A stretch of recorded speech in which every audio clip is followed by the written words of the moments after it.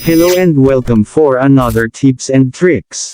So, paano mag-auto-record ng phone calls o mga tawag sa ating mobile phone? Maraming nagtatanong sa akin yan, kaya naman ginawan ko na ng video tutorial. So, unang gagawin upang ma-auto-record ang mga tawag sa ating mobile phone, ay i-open ang call app sa inyong cellphone.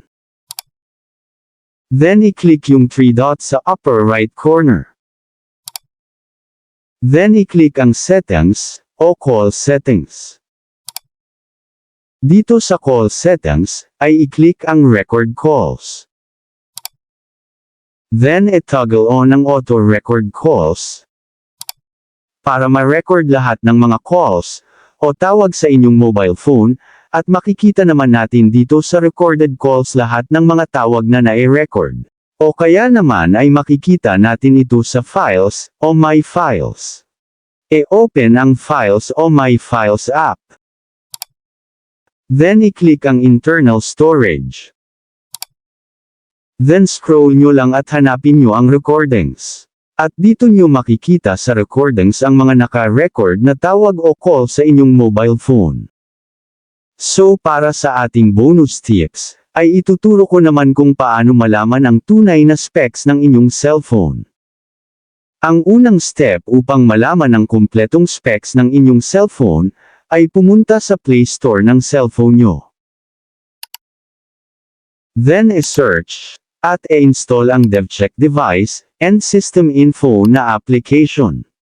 Pagkatapos ma-install ay i-click ang Open. Then mapupunta na agad kayo sa dashboard ng app, at dito ay makikita nyo na yung CPU status ng mobile phone ninyo. At sa ibaba nito makikita nyo rin yung temperature ng inyong cellphone, pati na ang graphics processing unit temperature ng cellphone nyo. So ngayon ay alamin naman natin yung mga kumpletong specs ng ating cellphone, i-click ang hardware. Dito ay makikita ang processor ng cellphone natin, at kumpletong details nito. Then scroll nyo lang pataas at andito naman yung complete details ng Graphics Processing Unit o GPU. Then sunod yung display ng ating cellphone, makikita dito yung resolution, screen density, screen size, at kumpletong specs ng display ng ating cellphone. At dito makikita din natin ang kumpletong details ng memory, at storage ng ating cellphone, at marami pang iba, so napaka-astig ng app na ito. Then i-click naman natin ang System. At dito naman natin makikita ang device model, at ang operating system ng ating cellphone. At kapag clinic naman natin ang battery, ay makikita natin dito yung kumpletong impormasyon sa battery ng cellphone natin, tulad ng temperature nito, technology na ginamit dito, at yung health condition ng phone battery, at marami pang iba. I-click naman natin ang camera upang malaman natin yung kumpletong impormasyon, at specifications ng mga camera sa cellphone natin. Napaka-astig diba? At sa ganitong paraan ay malalaman natin kung sulit nga ba ang phone na binili natin. At hindi lang yan, pwede rin nating i-test ang mga component at function ng ating cellphone, i-click lang natin ang dashboard. Then scroll up. At i-click ang test.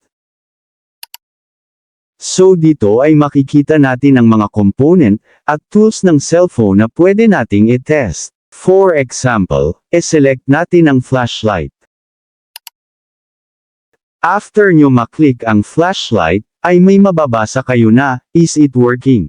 Kung gumagana o umiilaw naman ang flashlight ng cellphone nyo, ay i-select nyo lang ang yes. So ganyan lang po kadali mag-test ng mga component at tools ng cellphone nyo.